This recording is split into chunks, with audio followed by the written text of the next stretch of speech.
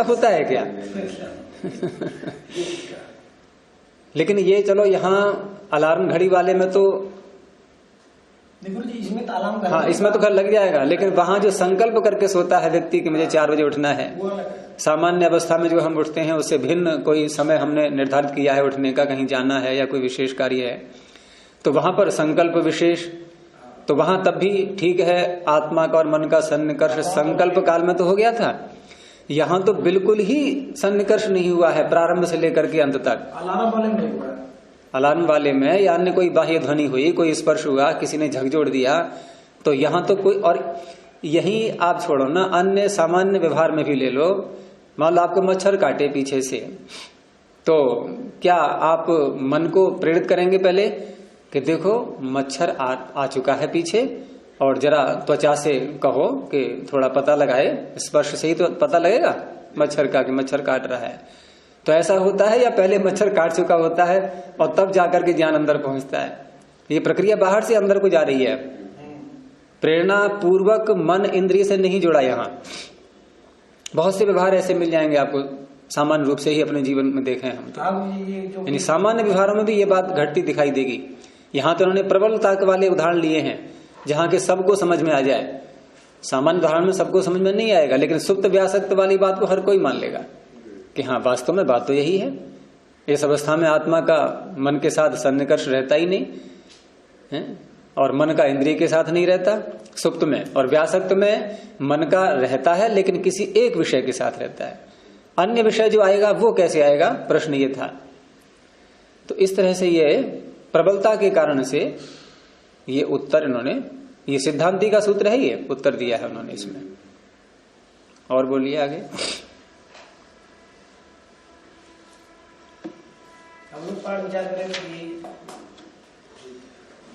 अब आगे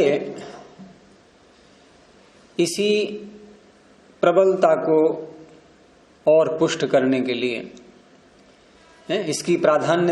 इसका प्राधान्य बताने के लिए कि इंद्रिय और अर्थ के सन्निकर्ष की प्रधानता है ज्ञान की उत्पत्ति में।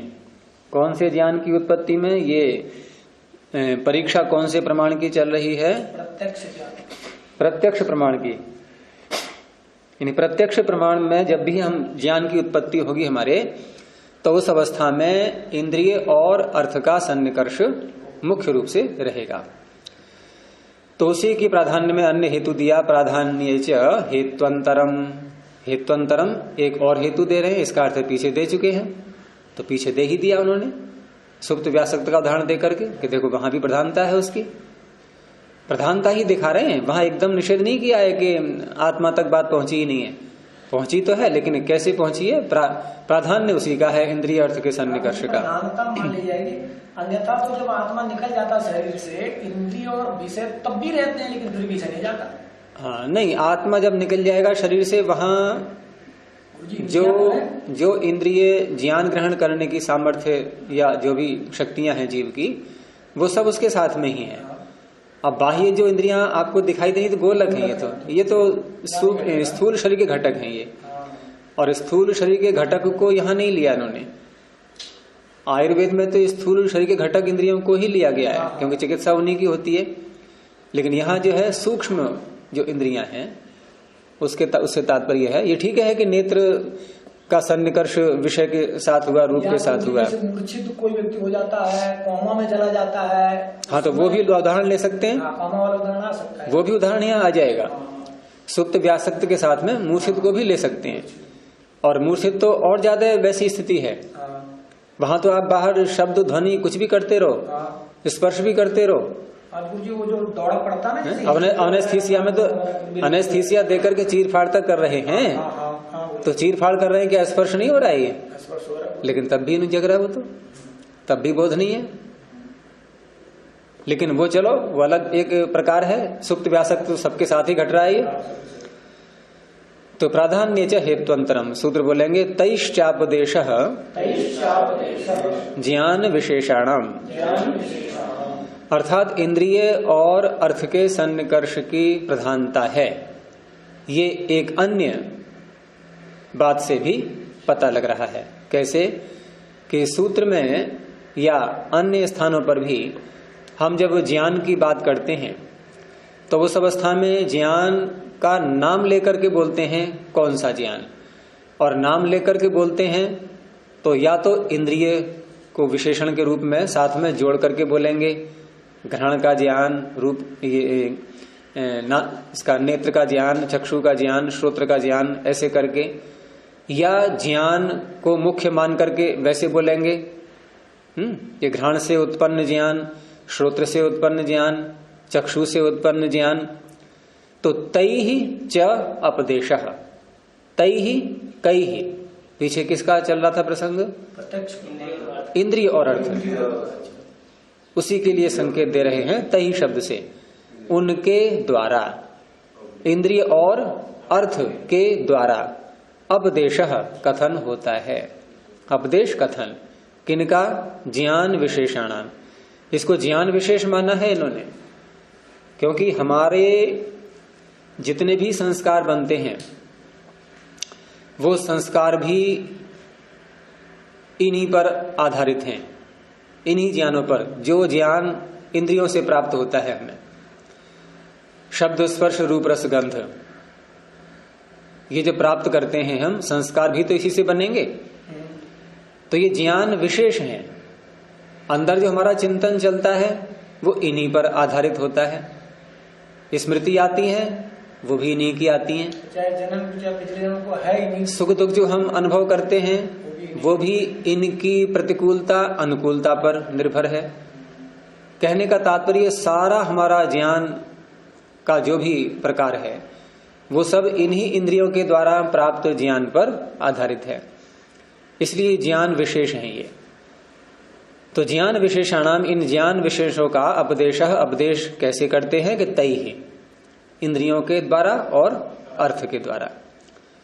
भाष्य देखिए कि इसमें पंक्ति ये कुछ मिट रहा है छपाई में, तो प्रथम पंक्ति में जोड़ लेंगे तैरिंद्रियई, तई और री इतना और बढ़ा लेंगे, बाकी लिखा हुआ है। तई का अर्थ खोला इंद्रियई ही अर्थैश्च, बड़ी ही मतलब री, तई छोटी री में छोटी की इंद्रिय, इंद्रिय में कौन सा ई लिखते हैं? वही तो ई आएगा राम में। छोटी तो तई ही इंद्रियई ही अर्थैश्च, तई का ही अर्थ किया इंद्रिय ही अर्थैश्च, इंद्रियों के द्वारा और अर्थों के द्वारा।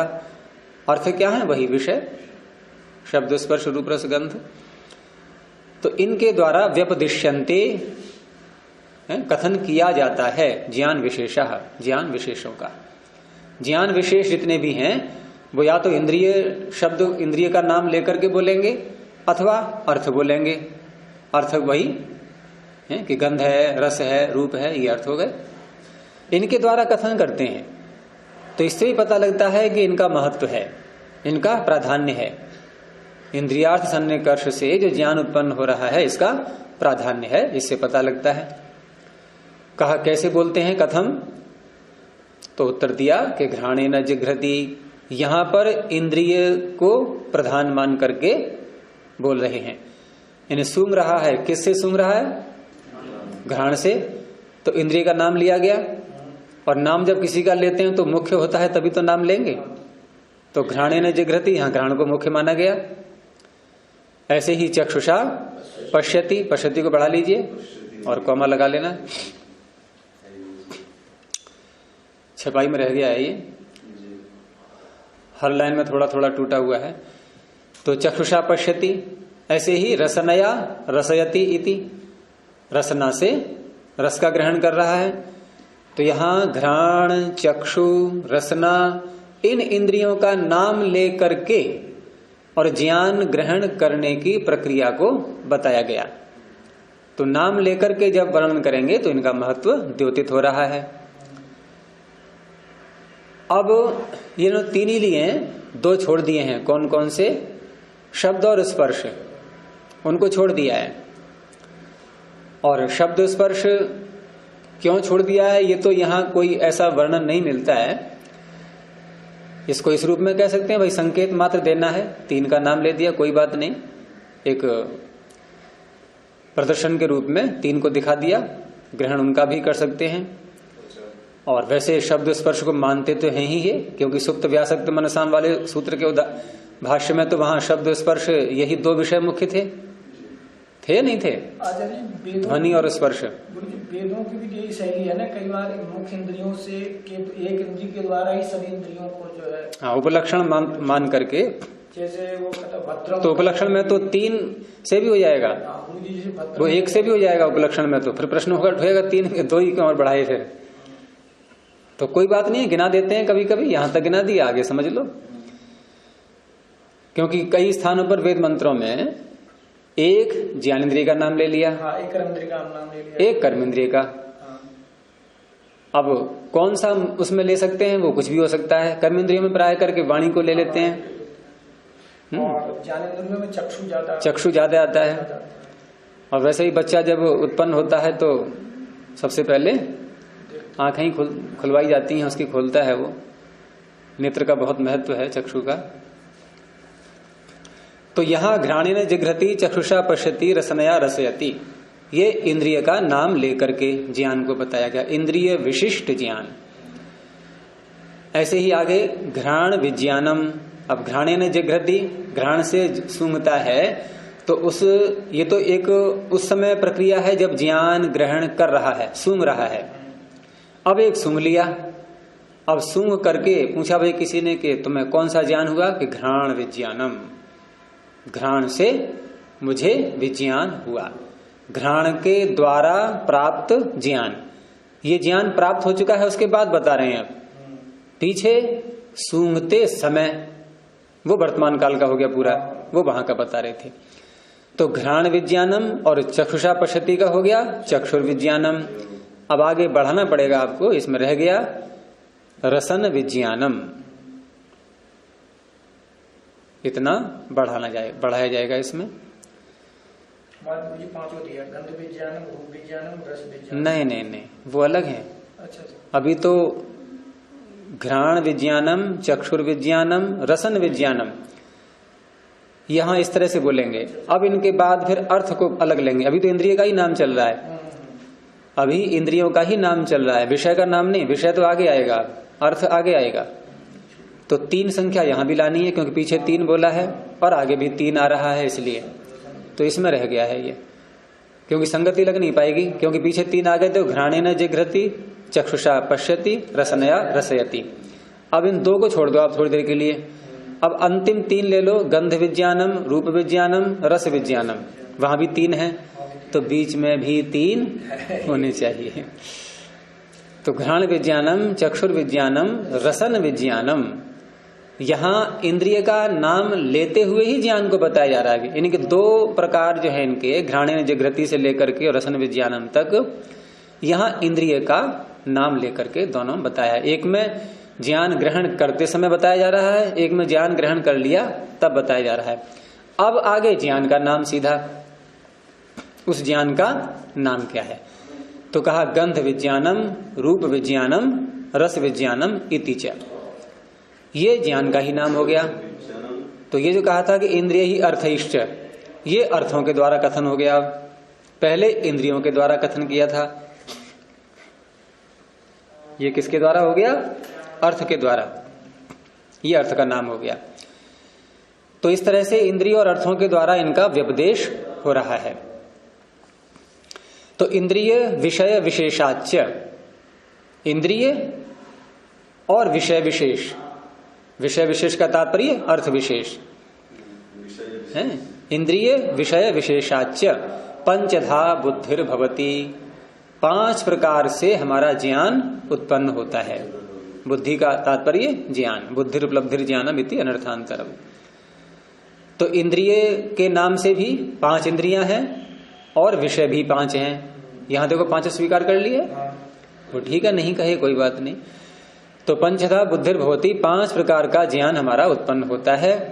अतः इसलिए प्राधान्यम इंद्रियार्थ सन्निकर्षस्य इति, इंद्रिय और अर्थ के सन्निकर्ष का प्राधान्य है, उसकी प्रधानता है, ये मुख्य है।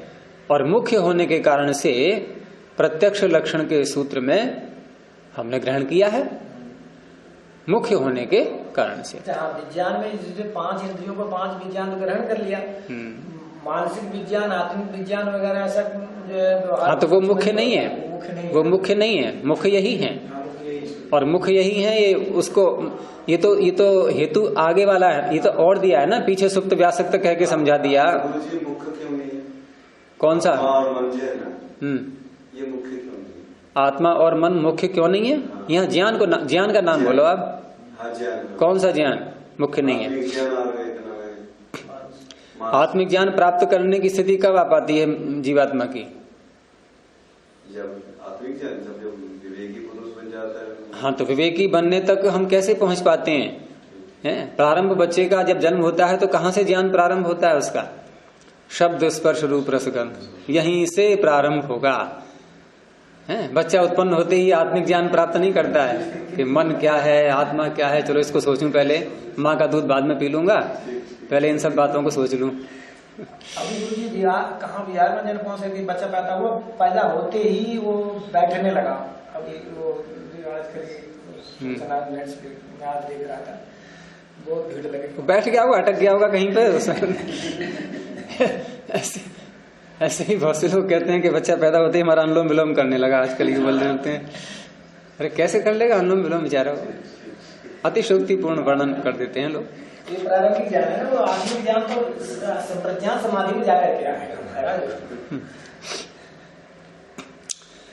तो इस तरह से यहां तक इन्होंने एक तो 23 चापदेश ज्ञान विशेषणाम सूत्र के द्वारा इनका महत्व बताया, और पीछे सुप्त व्यासक्त मनसाम सूत्र के द्वारा भी इनका महत्व बताया कि देखो वहां भी कितनी प्रधानता है इनकी।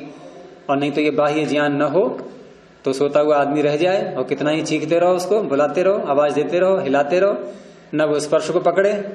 क्यों नहीं पकड़ पा रहा है? क्योंकि आत्मा ने मन को प्रेरित ही नहीं किया है। अभी मन इंद्रिय से जुड़ ही नहीं पा रहा है। भाई पीछे किसी ने तार काट दिया है, अब आप स्विच दबाते रहो, जल जाएगी ये ट्यूबलाइट। पीछे से तार कटा हुआ है, अब कितनी बार बटन दबाते रहो, खटखट करते रहो, लाइट जलेगी नहीं। तो वहां हिला रहे हैं उसको हम, अब हिला तो रहे हैं लेकिन वहां तार तो कटा हुआ है पीछे से। कई बार हम अनमनस से खोलते हैं, तो बैठे हैं, सुन रहे हैं, आप पढ़ा रहे हैं, हम पुस्तक खोले हैं, हम वहां कर रहे हैं, लेकिन समझ में कुछ नहीं आ रहा, क्योंकि हमारा मन तो कहीं मतलब उलझा हुआ है। तो पीछे से तार कट चुका है, तो बाह्य विषय कैसे पकड़े वो? लेकिन प्रबलता है इसकी, इसलिए पकड़ना होता है, पकड़ता है वो। और तीसरा क्या बताया था? मतलब उन्होंने प्रत्यक्ष लक्षण के सूत्र में इंद्रियार्थ सन्निकर्ष ही क्यों कहा? दूसरे 100 शब्द से कथन। तो एक दो तो बातें ये हो गई, और तीसरा ये था कि ये जो इंद्रियार्थ सन्निकर्ष से उत्पन्न ज्ञान होता है, इंद्रियार्थ सन्निकर्ष होना, ये अन्य प्रमाणों में नहीं होता। अन्य प्रमाणों में अनुमान, शब्द और उपमान, इनमें नहीं होता है, ये प्रत्यक्ष में ही होता है। और प्रत्यक्ष का लक्षण कर रहे थे वहां, तो प्रत्यक्ष लक्षण में जो प्रत्यक्ष में ही होता है सन्निकर्ष, उसी का तो वर्णन करेंगे। ये तो गुरु जी ने 100 शब्द कथन यही से है। हाँ, स्वशब्देन वचनम वाले में स्व शब्द से वहां पर कथन किया है। तो 3 प्रकार से इन्होंने समाधान किया था इंद्रियार्थ की प्रधानता के, इंद्रियार्थ की प्रधानता दिखाने के लिए। अब यहाँ पर पूर्व पक्षी और आक्षेप उठा रहा है, क्योंकि यहां तक तो उसका उत्तर हो चुका था, लेकिन इन्हीं उत्तरों में से एक विषय को लेकर के अब वो आक्षेप लगाएगा कि यद उक्तम, ये जो आपने अभी पीछे कहा था, तो क्या कहा था उसको विपरीत अल्पविराम में ले लें यहां से, कि इंद्रियार्थ सन्निकर्ष ग्रहणम कार्यम नात्म मनसो हो सन्निकर्षस्य इति।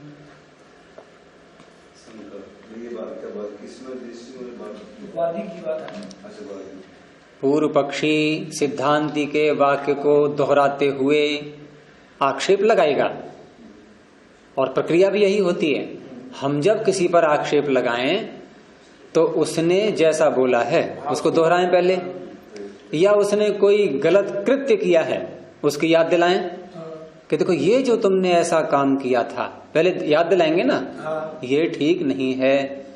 अब पहले हम कहते हैं ये ठीक नहीं है, वो कहे क्या ठीक नहीं है, किसकी बात कर रहे हो?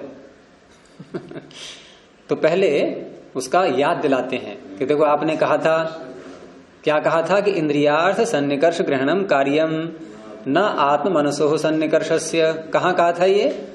तो ये 27वें सूत्र के भाष्य में पहली पंक्ति देख लो आप कि इंद्रियार्थ सन्निकर्ष का ग्रहण करना चाहिए, आत्मा और मन के सन्निकर्ष को नहीं ग्रहण करना चाहिए। ये जो पीछे कहा था तो उसके विषय में कहते हैं कि ये जो आपने कहा था तो इसमें आक्षेप क्या है? तो कहा नहीं, ये जो कहा था आपने, तो हमने पूछा था आपसे कस्मात कि क्यों ऐसा करना चाहिए, तो आपने उत्तर दिया था, क्या उत्तर दिया था कि सुप्त व्यासक्त मनसाम इंद्रियार्थयो सन्निकर्षस्य ज्ञान निमित्तत्वात्, कि सुप्त और व्यासक्त मन वाले व्यक्ति का इंद्रिया और अर्थ का सन्निकर्ष जो है वो ज्ञान का निमित्त बनता है, इसलिए इनका ग्रहण करना चाहिए, आत्मा और मन का नहीं करना चाहिए। तो इस तरह से जो आपने कहा था उसमें कहते हैं सह अयम, ये जो आपका कथन है। तो सूत्र बोलेंगे आगे व्याहतत्वात् अहेतु। अब ये हेतु जो दिया था इन्होंने, कौन सा? कि सन्निकर्ष इंद्रियार्थयो सन्निकर्षस्य ज्ञान निमित्तत्वात्, ये हेतु दे करके उत्तर दिया था सिद्धांति ने।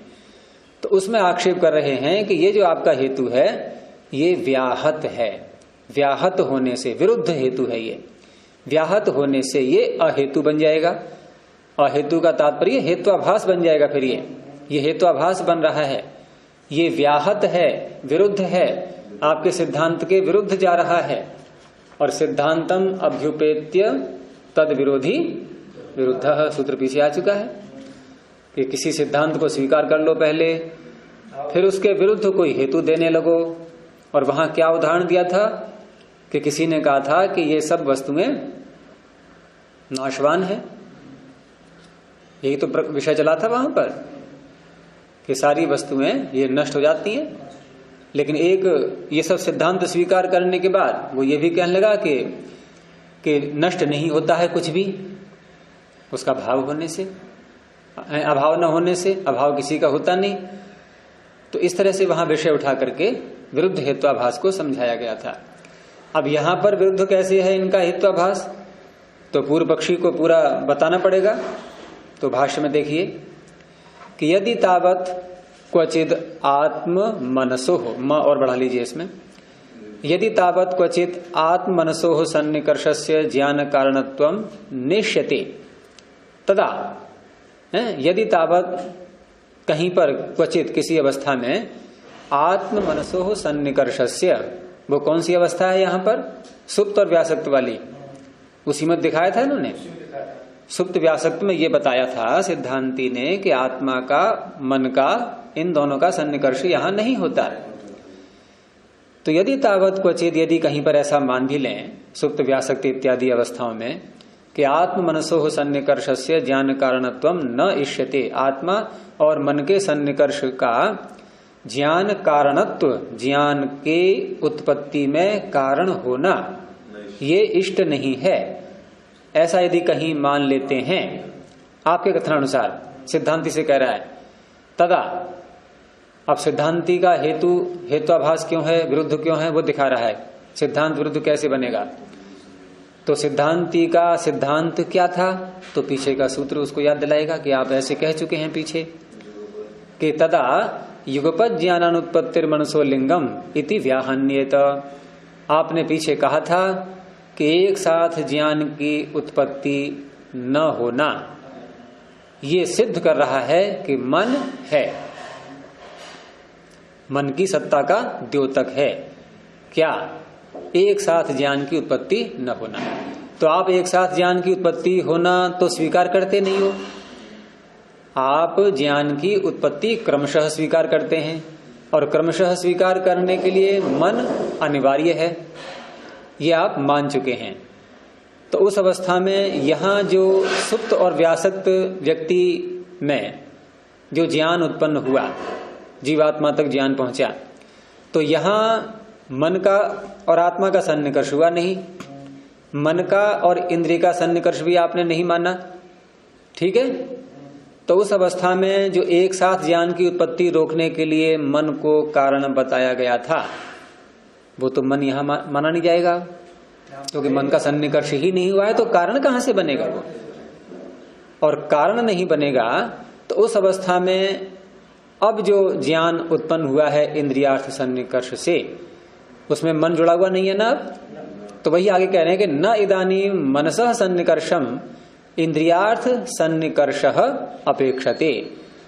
इदानीम इस समय अब सुप्त व्यासक्त व्यक्ति के साथ जो घटना घटी है, किसी ने बाहर से उसका स्पर्श किया, कोई शब्द बोला तो इंद्रियार्थ सन्निकर्ष हुआ। अब ये इंद्रियार्थ सन्निकर्ष मन के सन्निकर्ष की अपेक्षा नहीं कर रहा है। मनसः सन्निकर्षम न अपेक्षते। अन्वय लग गया। इदानीम इस समय सुप्त व्यासक्त अवस्था वाले व्यक्ति के साथ में इंद्रियार्थ सन्निकर्ष, इंद्रिय और अर्थ का सन्निकर्ष, जो बाहर से ध्वनि और स्पर्श ग्रहण किया गया, ये मनसः सन्निकर्षम न अपेक्षते। ये मन के सन्निकर्ष की अपेक्षा नहीं कर रहा है, उसको आवश्यकता ही नहीं है, क्योंकि यहां पर मन का सन्निकर्ष आप मान ही नहीं रहे हो। समझ में आ गया? और मन का सन्निकर्ष न मानने से अब समस्या क्या आएगी? तो मनः संयोग अनपेक्षायाम, मन के संयोग अर्थात सन्निकर्ष की अनपेक्षायाम, अपेक्षा न होने पर युगपत ज्ञानोत्पत्ति प्रसंग, एक साथ ज्ञान की उत्पत्ति का प्रसंग आ जाएगा। और जो आपको स्वीकार नहीं है, ये आपको स्वीकार है। आप कह चुके हो कि युगपत ज्ञानोत्पत्ति मनसोलिंगम, आप तो मन को मान रहे हो, क्योंकि एक साथ ज्ञान की उत्पत्ति आप मानते नहीं और कोई भी नहीं मानेगा। तो इस तरह से आपका सिद्धांत क्या है? मन के साथ सन्निकर्ष होने का, क्योंकि मन को आप मानते हो एक साथ ज्ञान की उत्पत्ति न होने के लिए, रोकने के लिए। और मन को आपने माना है, और यहां आपने क्या कह दिया सुप्त व्यासक्त वाले सूत्र में कि मन का सन्निकर्ष नहीं हो रहा है, और इंद्रियार्थ सन्निकर्ष हो गया।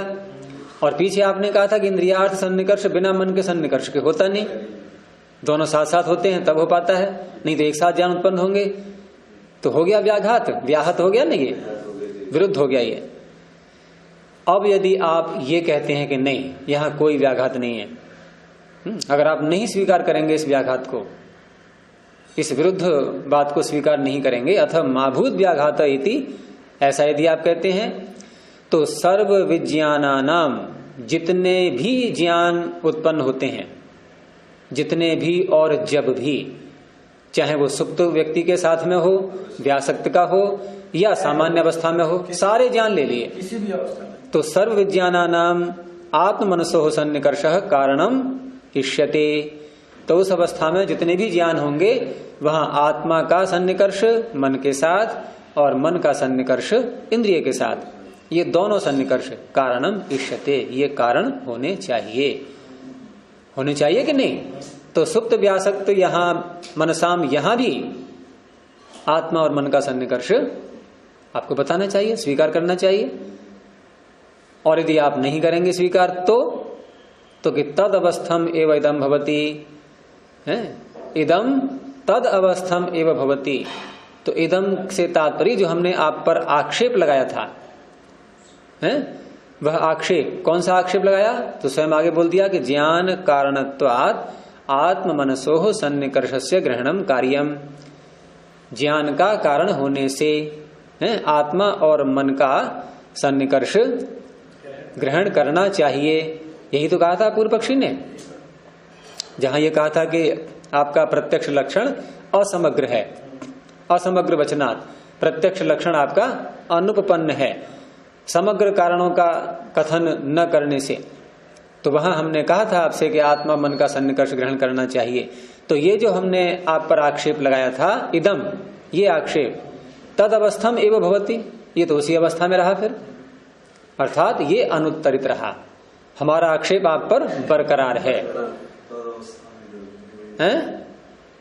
बहुरी समास है, इदम तद अवस्थम एव, यह उसी अवस्था वाला है, सा अवस्था यस्य, सा अवस्था यस्य, वो कौन सी अवस्था थी? आक्षेप रूपक अवस्था, आक्षेप के रूप में, मतलब आप वो अवस्था जो कि तुम अभी, हाँ वो आक्षेप जो कहते हैं हमारा अभी। और उसमें कारण यही बता दिया कि पहली बात तो यह है कि आपका ये कथन व्याहत हो चुका है, और व्याहत कथन स्वीकार कभी होता नहीं। व्याहत कथन में जो हेतु बनेगा वो अहेतु हो जाएगा, हेत्वाभास हो जाएगा। और हेत्वाभास इसलिए बन रहा है क्योंकि आपका सिद्धांत यह है कि मन का सन्निकर्ष अनिवार्य है, नहीं तो एक साथ ज्ञान उत्पन्न होने लगेंगे, तो इसलिए आपका हेतु व्याहत है। और आप कहते हो अगर व्याहत मान लेते तो फिर वही भी समस्या क्यों आती है? नहीं, व्याहत मान लेंगे तो समस्या आएगी कि आपका हेतु गलत हो गया, तो गलत हो जाएगा, तब भी हमारा आक्षेप ज्यों का त्यों रहा क्योंकि आपका हेतु हमारे आक्षेप को दूर नहीं कर पाएगा फिर है।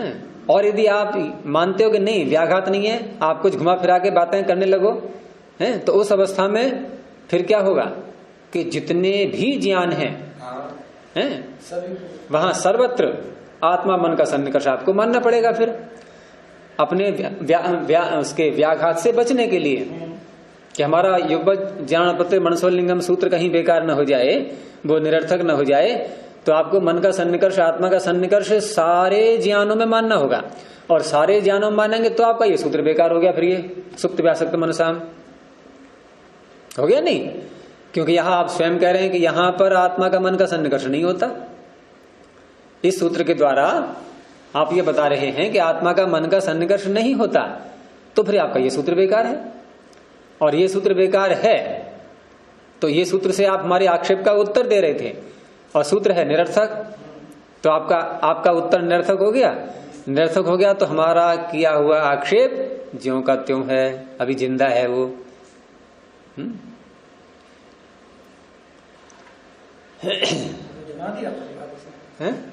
कौन? पूर्व पक्षी है सिद्धांती? वही पूर्व पक्षी है, वही सिद्धांती है। जैसे कहते हैं ना लोग कि परमात्मा ही लीला कर रहा है, वही संसार के रूप में आ गया, अभिन्न निमित्तोपादान कारण सब कुछ वही है। स्वयं नहीं, स्वयं लीला करके स्वयं को दिखा रहा है। इसलिए कहते हैं महर्षि दानव के आक्षेप को पढ़ लिया जाए, उनके उत्तर हटा दिए जाए, तो ऐसे लगते हैं कि जैसे बिल्कुल सही है, क्योंकि प्रश्न भी होने के उत्तर भी होने के। ये शैली होती है ऋषियों की समझाने की, और सभी की ऐसी ही शैली है, क्योंकि उससे विषय अधिक स्पष्ट होने लगता है फिर। अब यहां जब आक्षेप दोबारा आ गया ही है, क्योंकि व्याहतत्वात् अहेतु कह करके उसने आक्षेप को फिर जिंदा कर दिया है अभी, इसलिए फिर उत्तर देना पड़ेगा सिद्धांती को। तो अगला सूत्र बोलेंगे न अर्थ विशेष प्राबल्यात। तो न कह करके सबसे पहले खंडन कि तुम्हारा आक्षेप गलत है, अब फिर उसमें हेतु देंगे। और ये हेतु वाली शैली ये केवल न्याय दर्शन की नहीं है, सारे दर्शनों में चलती है, ये सभी दर्शनों के सूत्रों में। जैसे वहीं देख लो ना, वेदांत दर्शन में भी जब कहा गया था तो ब्रह्म जिज्ञासा, तो प्रश्न तुरंत उठ गया कि क्या है ये ब्रह्म। आपकी आंखें झुक रही हैं थोड़ी थोड़ी, ये ब्रह्म क्या है? तो ब्रह्म क्या है, जब ये विषय उठा तो अब बताएंगे ना हेतु कि जन्मादि अस्य यतः अस्य कस्य जगतः, जो सृष्टि हमें दिख रही है सारी, इसका जन्म आदि, आदि में क्या आ गया? स्थिति और प्रलय, दो और बढ़ा दो, उत्पत्ति स्थिति प्रलय। तो जन्म आदि जब चलेगा वेदांत तो व्याख्याएं और विशेष करेंगे, अभी तो मैं केवल संकेत दे रहा हूं। स्थिति धारण करना, मेंटेन, मेंटेन कहते हैं क्या, या सस्टेन? सस्टेन में क्या आएगा?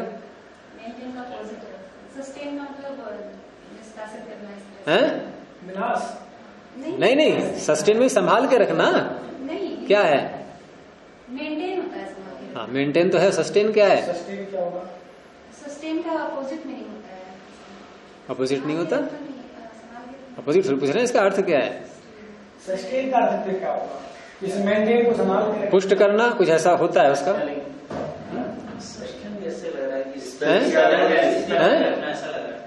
यथा स्थिति में रखना। हाँ, यथा स्थिति में रखना है उसमें, वो मिलता जुलता ही है लगभग। SUSTAIN, हाँ TAIN, सस्टेन। देख लो आ गया ना, आ गया। पुष्टि मेंटेन का अर्थ होता है कि बाह्य आक्रमणों से उसको सुरक्षित रखना, बचाए रखना। जैसे बाहर से जो समस्याएं आती है ना, व्यवस्था बनाए रखना। हाँ, और सस्टेन में जैसा है वैसा ही उसको बनाए रखना। तो जन्म, स्थिति और प्रलय। हाँ, उत्पत्ति स्थिति प्रलय, सारा संसार आ गया, उसमें हमारा शरीर भी आ गया। हमारा शरीर भी सृष्टि ही है, ये सृष्टि ही तो है। तो इसकी उत्पत्ति, फिर स्थिति और प्रलय, तो ये सब जिससे होते हैं। जन्म आदि अस्य यतः, तो आ गया देखो हेतु, यतः जिससे होते हैं वो ब्रह्म है। और जो लोग ब्रह्म का नाम गॉड बोलते हैं ना, तो देखो उनको भी बाधित होकर के, विवश होकर के ऐसी ही व्याख्या करनी पड़ी। GOD, जनरेटर, जी से हो गया जनरेटर, फिर O से ऑपरेटर और D से डिस्ट्रॉयर। यही हो गया तीन अर्थ आ गए। वो अलग बात है कि वो एक तुकबंदी ही है उनकी, लेकिन स्वीकार तो किए उन्होंने कि उत्पत्ति स्थिति और प्रलय जो तीनों करता है उसे गॉड कहते हैं। तो ये हेतु की प्रक्रिया, कोई बात प्रतिज्ञा जब की जाती है तो उसको हेतु देकर के समझाना, यही प्राचीन शैली है, और तभी प्रामाणिकता आती है अपने कथन में। तो अर्थ विशेष प्राबल्यात न, अर्थ विशेष प्राबल्यात, अर्थ विशेष की प्रबलता से, अर्थ विशेष का प्राबल्य होने से। अब अर्थ विशेष क्या है ये भाष्य में समझाएंगे अभी। तो पहले कहते हैं कि न अस्ति व्याघातः, आपने जो व्याघात दिखाया है, हमारे कथन में विरोध दिखाया है, ये नहीं है। न ही आत्मनः सन्निकर्षस्य ज्ञान कारणत्वं व्यभिचरति, आत्मा और मन का सन्निकर्ष। देखो यहां जब ये बोला जाता है, बार बार कई बार आ चुका है ये, तो यहां दोनों बातें लेनी है, ये ध्यान रखना। आत्मा का मन के साथ सन्निकर्ष, मन का इंद्रिय के साथ, दोनों संस्कार। और नहीं तो अर्थ क्या निकल रहा है इससे, देखो आप, आत्मा और मन का सन्निकर्ष, एक ही तो निकल रहा है। लेकिन ऐसे नहीं, आत्मा का मन का कर लो आप पहले द्वंद्व समास, ठीक है, और फिर सन्निकर्ष को दोनों के साथ जोड़ो। आत्मा का सन्निकर्ष, मन का सन्निकर्ष, आत्मा का मन के साथ, मन का इंद्रिय के साथ, और मन का दोनों तरफ चलेगा। मन का जब अंदर से प्रवाह बाहर को आता है तो आत्मा का मन के साथ, मन का इंद्रिय के साथ। जब बाहर से अंदर को प्रवाह जाएगा तो इंद्रिय का मन के साथ, मन का आत्मा के साथ। तो मन का दोनों तरफ है, वो तो बीच में बैठा हुआ है ना, बीच में बैठा हुआ है कोई, तो दोनों तरफ से उसको जो है संबंध जोड़ना पड़ेगा अपना। तो मन का दोनों के साथ चलता है, आत्मा के साथ भी और इंद्रिय के साथ भी। तो ये कह रहे हैं कि हमारा व्याघात नहीं है, हमने ऐसा कहीं नहीं कहा, अर्थात हमारे किसी भी कथन से ये द्योतित नहीं हो रहा है कि आत्मा का और मन का सन्निकर्ष ज्ञान का कारण नहीं है, ज्ञान कारणत्वं न व्यभिचरति, न जो पीछे आ चुका ना कि आत्मा मन का सन्निकर्ष ये ज्ञान का कारण है, इसका कहीं भी व्यभिचार नहीं है। ये होता है, हम भी ऐसा मानते हैं, लेकिन हम ये कह रहे हैं इतनी देर से कि इंद्रियार्थ सन्निकर्षस्य प्राधान्यम उपादीयते, इंद्रिय और अर्थ के सन्निकर्ष का प्राधान्य है, प्रधान रूप से उसको माना जा रहा है, उसका हमने ग्रहण किया है। प्रधानता के कारण से हमने लक्षण वाले सूत्र में इसका ग्रहण किया है, और आत्मा मन के सन्निकर्ष का हमने निषेध नहीं किया है, क्योंकि पीछे भी इन्होंने स्वीकार किया था आत्मा का सन्निकर्ष है मन के साथ। ये क्या कह के उत्तर दिया था कि ज्ञान की उत्पत्ति हुई है, और ज्ञान का आश्रय कौन है, आत्मा। ज्ञान लिंगत्वात् आत्मनो न अनवरोधः, ये पीछे बता तो दिया था। और मन का भी कहा था ऐसे कि तत् अयोगपद्य लिंगत्वाच्च न मनसा, तो हम तो मान चुके हैं, लेकिन हम केवल प्राधान्य बता रहे हैं इंद्रिय और अर्थ के सन्निकर्ष का। और क्यों बता रहे हैं, क्योंकि यहां इस अर्थ विशेष की प्रबलता है। अब प्रबलता बता रहे हैं कैसे, तो अर्थ विशेष प्राबल्यादि, अर्थ विशेष की प्रबलता होने के कारण से ही सुप्त व्यासक्त मनसाम ज्ञानोत्पत्ति ही एकदा भवति। सुप्त और व्यासक्त मन वाले व्यक्ति के अंदर जो ज्ञान की उत्पत्ति होती है वो एकदा भवति, सहसा ही हो जाती है। एकदा का अर्थ क्या होता है? एक बार में। तो एक बार का अर्थ क्या है? अचानक, एकाएक, एक साथ। जैसे किसी बच्चे से कहें वो दूध पी रहा है और नहीं चाह रहा है पीना, बार बार हटा देता है, कहते हैं लगा मुंह में और एक सांस में पी जा इसको, एक ही बार में पूरा गट गट कर ले इसके लिए। तो एकदा, एक ही बार में। तो यहां ज्ञान की उत्पत्ति में क्रम नहीं चल रहा है ऐसा कोई। एकदम आदमी जो है चौंक जाता है, किसी ने आवाज दी, कुछ हुआ। अब सोते हुए व्यक्ति के पास साथ भी आप गरम गरम जो है कोई वस्तु लगाओ उसके शरीर से तो चौंकेगा नहीं, थोड़ा सा एकदम कूद पड़ेगा। वैसे भी हम कुछ कार्य कर रहे हैं रसोई में और अचानक कोई गरम वस्तु लग गई, कटोरी पकड़ ली गरम, गिलास पकड़ लिया गरम, पानी लाया कोई गिलास में गरम करके और हमने उसको एकदम जो है हम समझ ही नहीं पाए इतना गरम होगा, एकदम जो है चौंक जाते हैं उसको। तो ये क्या हुआ? क्या पहले आत्मा ने मन को प्रेरित किया था कि देखो ये गिलास गर्म है और तुम पकड़ने जा रहे हो, तो इसका ध्यान रखना, सावधानी रखना। तो अगर ऐसा पता होगा पहले से पता होगा यदि गिलास गर्म भी हो सकता है तो हम धीरे से छुएंगे, पहले उसको देखेंगे, वहां चौंकना नहीं होगा। लेकिन यहां दिखा रहे एकदा भवति, एक बार में अचानक हो जाता है ऐसा। तो अचानक हो जाता है तो क्या हुआ? ये अर्थ विशेष की प्रबलता। और ये प्रबलता दो ही विषयों में ज्यादा होती है, मैंने बता ही दिया था आपको पीछे भी, अब इन्होंने ग्रहण भी किया है उसका। एक शब्द और दूसरा स्पर्श।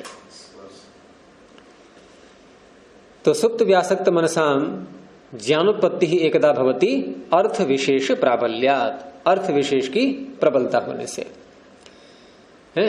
और खोल रहे आगे इसको कि अर्थ विशेष, ये अर्थ विशेष क्या है, फिर प्रबलता क्या है, दोनों को बताएंगे। अर्थ विशेष कश्चिद एवं इंद्रियार्थ, किसी भी इंद्रिय का अर्थ ले लो आप पांचों में से, ये सब क्या है? अर्थ विशेष। प्रबलता क्या है? तस्य प्राबल्यम तीव्रता पटुते, तीव्रता और पटुता, यह है प्राबल्य इनकी प्रबलता। तो तीव्रता को तो घटा लो आप अर्थ के साथ में, पटुता को घटा लो ग्रहण के साथ में। जैसे शब्द की तीव्रता, ध्वनि तेज हुई, ये क्या है? तीव्रता। और स्पर्श की तीव्रता प्रबलता से छूना। एक तो होता है धीरे से हाथ रखा किसी के ऊपर, हो सकता है ना जगह, अब जोर से हिला दिया उसको, ये क्या हो गई? तीव्रता। और पटुता इन्हीं विषयों की। अब मुंह में पानी छींटे मार दो तो भी प्रबलता, हाँ प्रबलता होती है वो भी। ठंडा अधिक हो या फिर कुछ गर्म हो, सामान्य ना हो। और पटुता क्या है? वैसे पट धातु किस अर्थ में आती है? अट पट गतऊ। और गति के तीन अर्थ, ज्ञान, गमन, प्राप्ति। तो अंतर्भावित ऋण्यर्थ लेकर के पाटयति इति पटुहु, पटु कहते हैं चतुर को। क्यों कह रहे हैं चतुर उसको? वो हमें बोध करा देता है, बोलने में पटु, किसी भी कार्य में पटु। तो पाठयति इति पटुहु, ज्ञान कराता है जो, और उसी का भाव क्या हो गया? पटोर भाव पटुता। तो ज्ञान ग्रहण करने की जो सामर्थ्य है हमारी, अर्थात ज्ञान जो प्राप्त हुआ, जो ज्ञान उत्पन्न हुआ है, वो इन विषयों में जो शब्द और स्पर्श की तीव्रता थी, उस तीव्रता में ज्ञान बोधन की प्रबलता रही, उसे कहेंगे पटुता।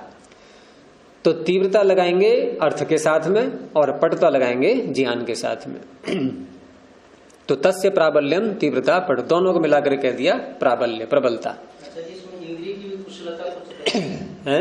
इंद्रियों की कुशलता, इंद्रियों की कुशलता तो होती ही है। इंद्रिय अगर हमारी बीमारी है, त्वचा में सुन्न हो गई है तो स्पर्श अनुभूत नहीं होगा। कोई बहरा व्यक्ति है, सो रहा है, तो शब्द ध्वनि उसको नहीं सुनाई देगी। इंद्रियों की कुशलता तो चाहिए ही। इसमें पटुता से हम इंद्रियों की कुशलता ले सकते हाँ, ले सकते हैं, कोई बात नहीं है, क्योंकि ज्ञान ग्रहण करने की सामर्थ्य है। मैंने कहा ना, ज्ञान ग्रहण करने में लगाएंगे पटुता को। प्राबल्य भी तो है, इंद्रियों की प्रबलता भी तो। प्राबल्य तो दोनों साथ घटेगा, ये प्राबल्य का ही अर्थ है। प्राबल्य का ही प्राबल्य के दोनों अर्थ हैं, तीव्रता और पटुता दोनों ले लिए इन्होंने। और वैसे इंद्रिय कुशलता का अर्थ एक और भी होता है, जो कि योग दर्शन में आया है व्यास के भाष्य में, कि जैसे कोई प्रथम बार किसी ने शराब पी, मद्यपान किया पहली बार, अब थोड़ा सा लिया था और फिर से नशा हो गया। अब जो है उसकी आदत पड़ने लगी, तो उसने थोड़ा बढ़ाई मात्रा, थोड़ी मात्रा लेता है तो उसमें नशा ही नहीं होता, और मात्रा बढ़ाई, फिर आगे चल करके और ज्यादा पीना पड़ता है, एक आध पैक से काम ही नहीं चलता उसका। तो क्या होने लगा अब, ये क्या कहेंगे अब इसके लिए? इंद्रियों की कुशलता बढ़ गई। तो कुशलता बढ़ गई का अर्थ क्या होगा यहाँ? अरे कुशलता बढ़ गई का एक बूंद भी डालोगे तब भी पकड़ लेगी वो, ये है कुशलता देखा जाए तो। सहन शक्ति, उसकी जो क्षमता जो है ना, ग्रहणता बढ़ गई ना उसकी। तो वास्तव में वो नहीं है कुशलता, ये तो बल्कि उसकी क्षमता घटना हो गया। मैं उदाहरण दिखा रहा हूं इस रूप में कि इसको लोग कुशलता कह दें तो वो संभव नहीं है, नहीं हो पाएगा ऐसे। ये कुशलता नहीं है बल्कि और अकुशलता हो रही है, यानी कि थोड़े से जो है इंद्रिय पकड़ ही नहीं पा रही है विषय को। हम भोजन कर रहे हैं और बार बार के कभी ये मसाला डालेंगे, वो मसाला डालेंगे, आज ये बनाएंगे, आज वो बनाएंगे, स्वाद ही नहीं आ पा रहा है, और स्वादिष्ट करने के लिए उसको और तरह तरह के व्यंजन बना रहे हैं। ये जो है कि जो बिना मिर्च मसाले की सब्जियां होती है, जीरा डाल दिया और घी डाल दिया, नमक वगैरह हल्का सा, उसमें बड़ा स्वाद। क्योंकि वहां जो प्रकरण आया है योग दर्शन में, वहां साधक के लिए कहा गया कि साधक के इंद्रियों की कुशलता बढ़ जाती है, ये कहा गया वहां। तो क्या अर्थ होगा फिर वहां कुशलता बढ़ गई का अर्थ क्या है? जब वो जो है धारणा लगाता है, ध्यान करता है, तो उस अवस्था में कुशलता बढ़ जाती है उसकी।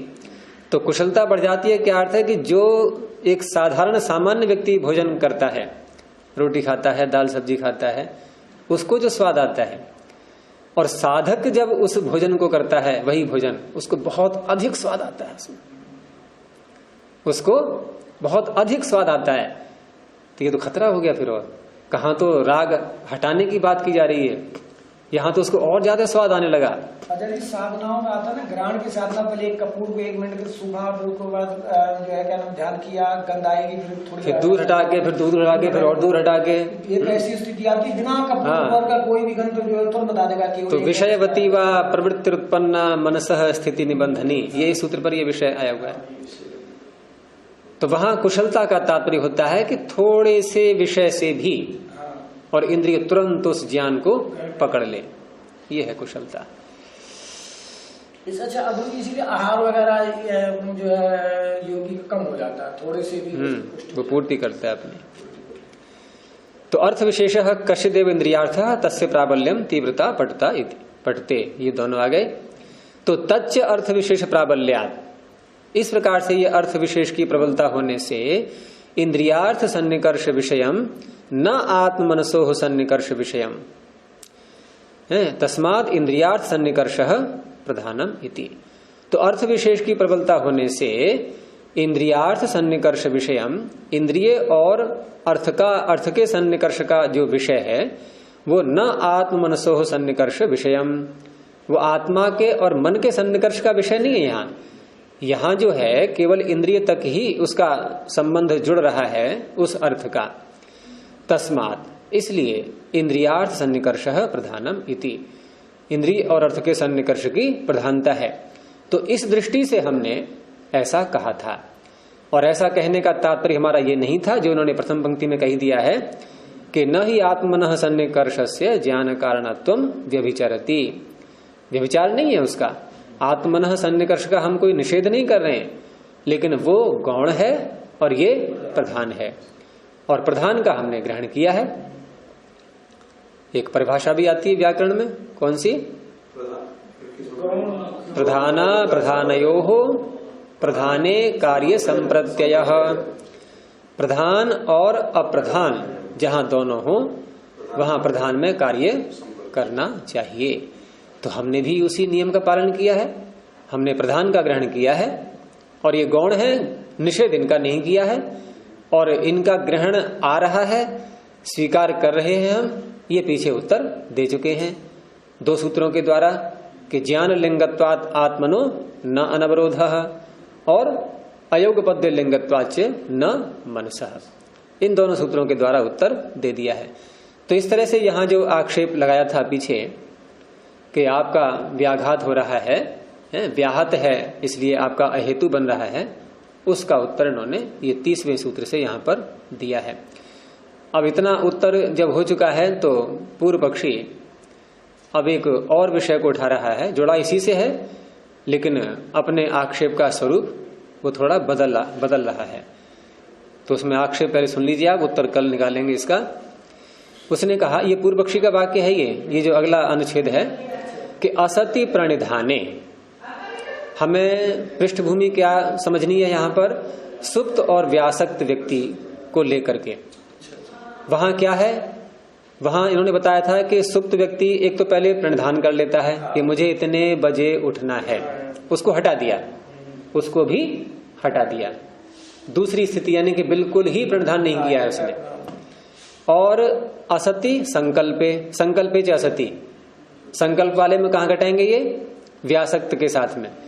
तो व्यासक्त व्यक्ति की एक तो वो बताई थी उन्होंने स्थिति कि जहां वो संकल्प करता है किसी काम में लगने से पहले कि मुझे इतने बजे ये कार्य भी करना है, इसको कहीं भूल न जाऊं मैं, ध्यान रहे मुझे, हैं कि ऐसा न हो कि नाटक देखने में लग गए, सीरियल देखने में, और दूध रख दिया है गर्म होने के लिए और गैस बंद करने का ध्यान ही नहीं है। तो वो संकल्प वाला विषय भी हटा दिया। असति प्रणिधाने संकल्पे च असति, यानी दूर दूर तक कोई संबंध नहीं है अब आत्मा का और मन का, ठीक है। अब उस अवस्था में सुप्त व्यासक्त मनसाम, सुप्त और व्यासक्त मन वाले व्यक्ति का यद इंद्रियार्थ सन्निकर्षाद उत्पद्यते ज्ञानम, अब जो ज्ञान उत्पन्न हो रहा है उसका इंद्रिय और अर्थ के सन्निकर्ष से, विषय वही है दोनों, ध्वनि और स्पर्श। तत्र, उस ज्ञान में, ज्ञान उत्पन्न हुआ ही तो माना, उस ज्ञान में तत्र मनः संयोगः अपि कारणम, मन का सन्निकर्ष कारण है या नहीं। क्योंकि जीवात्मा तक बात कैसे पहुंचेगी, जीवात्मा तक सूचना कैसे पहुंचेगी, क्योंकि इंद्रिय को डायरेक्ट अधिकार नहीं दिया गया है जीवात्मा तक पहुंचने के लिए, ठीक है, बीच में उसका पिए बैठा हुआ है, तो वहां उसके माध्यम से ही बात पहुंच पाएगी। तो मन का सन्निकर्ष अनिवार्य हो गया। अच्छा, अब जब मन का सन्निकर्ष अनिवार्य हो गया तो मन में क्रिया होगी, और क्रिया मन में कैसे होगी, क्योंकि अर्थ का सन्निकर्ष तो इंद्रिय के साथ हुआ है और मन में क्रिया होती है आत्मा के द्वारा प्रेरणा देने पर, और आत्मा ने प्रेरणा दी नहीं है, ठीक है, आत्मा की प्रेरणा तो इन्होंने भी स्वीकार नहीं की है पीछे, आत्मा ने प्रेरणा दी नहीं है, और मन में बिना क्रिया हुए आत्मा तक सूचना पहुंचेगी नहीं, ये भी सिद्धांत है। और ज्ञान पहुंचा है आत्मा तक, ये भी निश्चय हो चुका है, तो फिर मन में क्रिया अनिवार्य है कि नहीं। सन्निकर्ष मन का हुआ है ये मानना पड़ेगा, और सन्निकर्ष हुआ है तो मन में क्रिया हुई, तो मन में उस क्रिया का कारण आपको बताना पड़ेगा। ये आक्षेप के रूप में है और आपने कारण बताया नहीं है। मनः संयोगः अपि कारणम इति मनसि क्रिया कारणम वाच्यम, मन में क्रिया का कारण बताना होगा। तो अब वो क्या कारण है ये विषय कल को रखेंगे। प्रणव ध्वनि।